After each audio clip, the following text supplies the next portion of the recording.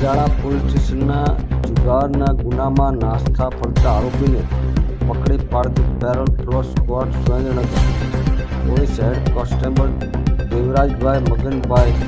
જોગરાજીયા દ્વારા technical sources તથા human સોર્સિસનો ઉપયોગ કરી સચોટ બાતમી હકીકત મેળવી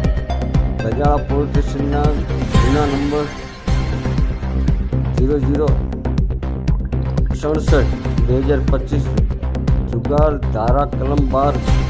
મુજબના ગુનામાં નાસ્તો ફરતો આરોપી આસિફ ગુલાબ હુસેન નાગાની રહે રાજકોટ જંગલેશ્વર વિસ્તારમાં સાગર સોસાયટી શેરી નંબર 4 જિલ્લો રાજકોટ વાળાને ચોટીલા પોલીસ સ્ટેશન ખાતેથી હસ્તગત કરી કાયદેસરની કાર્યવાહી કરી મજકૂર આરોપીનો કબજો ગજાળા પોલીસ સ્ટેશનને સોંપવામાં આવેલ।